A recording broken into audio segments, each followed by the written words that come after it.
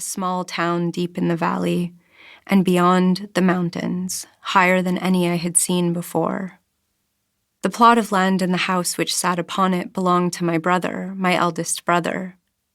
Why he ended up in this remote northern country, the country it transpired of our family's ancestors, an obscure though reviled people who had been dogged across borders and put into pits, had doubtless to do, at least in part, with his sense of history, oriented as it was towards progress, turned towards the future, ever in search of efficiencies. From a practical point of view, and pragmatism was naturally of the utmost importance to my brother, he was also engaged in some perfectly reasonable, if slightly perverse, business dealings, for he was, or at least had been, a businessman involved in the successful selling and trading, importing and exporting, of a variety of goods and services, the specifics of which to this day remain a mystery to me. I came to stay in the house upon his request, and initially for a period of 6 months, leaving the country of our birth for this cold and faraway place where my brother had made his life, had at any rate made his money, of which there was, as I would come to see with my very own eyes, a great deal. I saw no reason to object.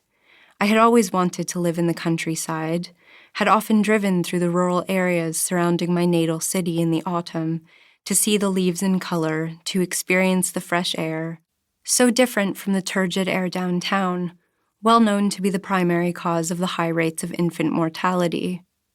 Not that I had children myself, no. Nevertheless, the air quality and its deleterious effects on public health were of concern to me as much as they might have been to any other ordinary citizen.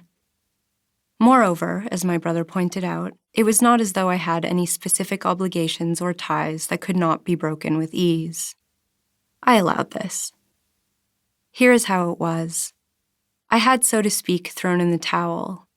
My contemporaries had long surpassed me, had, whether by treachery or superior skill, secured their places in life and in their chosen professions.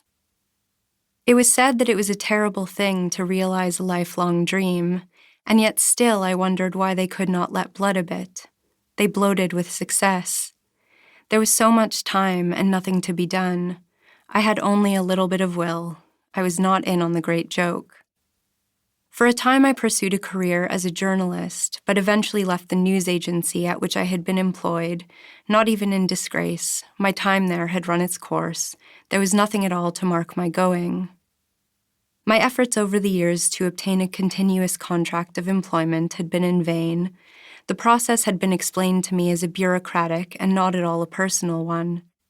And yet when I responded in kind, that is to say, by invoking the usual bureaucratic processes, and fully within my rights, making a request according to the General Data Protection Regulation guidelines, under the suspicion something fishy was going on, the application was treated as a personal affront, and it was made clear to me that I was not helping myself. In truth, I never had helped myself. I left quietly. No one was sorry to see me go. The job I held just prior to my departure to my brother's home in the country of our forebears, and which I would continue remotely from the same, was as an audio typist for a legal firm, a job at which I excelled, typing quickly and accurately, knowing my work. Nevertheless, I sensed I was unwelcome in the office, which was lined with the usual legal appurtenances, binders and diplomas, leather and wood. I knew that my halting displays of personhood, my miserable insistence on continuing to appear in the office day after day, could only be disheartening to the jurists and paralegals whose voices I typed into a word processor, swiftly, precisely, with devotion and even with love. And so they received my leaving announcement with unconcealed joy, throwing a farewell party in my honor, staging a kind of feast, and donating lavish gifts. It did not take long for me to set my affairs in order, a matter of weeks, 3 months at the outside. And, the journey having passed without incident, here I was. The country air would be good for me, I felt, and the seclusion. When my brother did not need me, I might take advantage of the various woodland paths maintained by local voluntary groups. I would be quiet. At the time of my arrival, my brother was not yet ailing.